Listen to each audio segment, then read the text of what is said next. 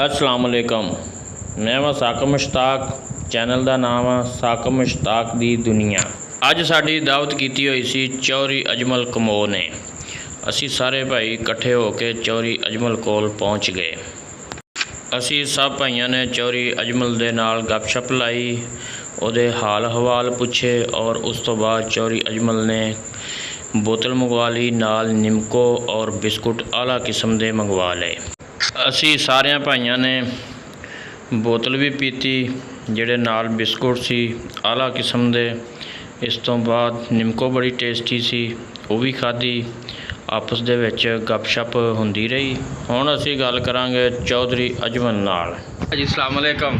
वालेकुम सलाम। तुहाडे की हाल है भाजी? अल्हम्दुलिल्लाह जी, खैरियत है माशाअल्लाह। अज दोस्तां नूं दावत दित्ती जी? हाँ जी, दावत इसको दी है कि बारिश नाल ते नरमे ते खराब हो गए हैं। हाँ जी, ते दिल जेड़ा ना परेशान हुंदा सी। हाँ जी, आखिरी दावत दे खा लो कि चलो यार दोस्तां नूं इकट्ठे करके ते चलो खाना शाना खाने आ। दिल दा बाल निकलदे गए, एक दूसरे का दूसरों को अटैक ही ना होए। हुण सारे इक्को जे कि फर्क है जी?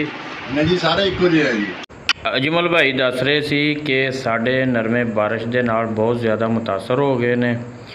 इस वास्ते मैं दावत दोस्तां दी कीती है कि सारे दोस्त रल मिल के खाना भी खावांगे ते एक दूजे नाल गलबात भी करांगे।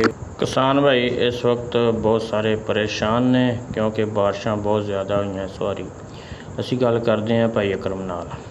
की प्रोग्राम अज दा? प्रोग्राम बड़ा लंबा चौड़ा भाई। अच्छा, ये शुरू कदों होना है? ਜਦੋਂ ਮਦਾਰੀ ਚੱਲ ਪਈ। अच्छा अच्छा। हाँ जी, हाँ भाई। माशाल्लाह बड़े खूबसूरत तरीके नाल प्लेट दे विच सलाद का डिज़ाइन बनाया होया सीगा, नाल रायता भी सी, जिन्हों वेख के सानू मज़ीद भुख जिहड़ी है वध गई है। उस तो बाद माशाल्लाह चिकन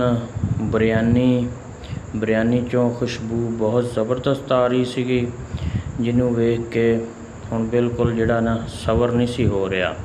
सब भाइयों ने कहा चलो जी हुण खाना शुरू करते हैं। खाना बिल्कुल तैयार है। इस तो बाद भाई ने नाल फल फ्रूट भी रखिया सी, जिहदे विच सेब, केले और नाल पीण वास्ते बोतल भी सी। भाई अकरम नूं मैं आवाज़ मारी कि भाई अकरम खाना लग गया जे। भाजी खाना लग गया जे। जिंदाबाद जी, हुण पता लग गया भाजी बैठना मान जी। अच्छा खाना हाँ जी, तो कुछ ना करना पऊगा ना मोड़ा। चलो जी करो फिर बिस्मिल्लाह। लगे जी बिस्मिल्लाह जी। अल्लाह कर या काकरा देखदा सही मौलवी नूं देवदा माल चाहिदा। साडे दोस्त ने खाने दे विच चिकन और बिरयानी बनाई सी, जिहड़ी कि माशाल्लाह बहुत ज़बरदस्त सी। टेस्ट माशाल्लाह इस तरह का कि दिल खुश हो गया। पाकरम बड़े ही प्यारे तरीके नाल सेब कट के सारे भाइयों नूं दे रहे सी। वेखण वाले सुनने वाले भाई भी सब एक दूसरे की दावत करया करो ताकि तुहाडे भी भाईचारे च मज़ीद इजाफा होवे, प्यार मुहब्बत वधे। पाकरम लासी फिर कोई गलबात करने ताकि फिर थोड़ा जिहा खुश हो लीए, हस खेड़ लीए। क्या कमाल अल्लाह जी ने छत पाड़ के दिंदा भाई। अच्छा अज तक तो साडे वास्ते बदल ही पाट गया। कुछ बनया अजे कि नहीं? माना क्या कमाल अज लोगों ना हो गया। अच्छा क्या कमाल जवान। मैं सुनिया मौलवी राजदे नहीं। हम मौलवी राजे मौलवियां दे छे ढेडे आ, इक्को ढेडे दोना कदी पाटियां भी आ लो जी माशाल्लाह अज मौलवी साहब रज गए। तुसीं एवें कहंदे हो मौलवी रजदा नहीं।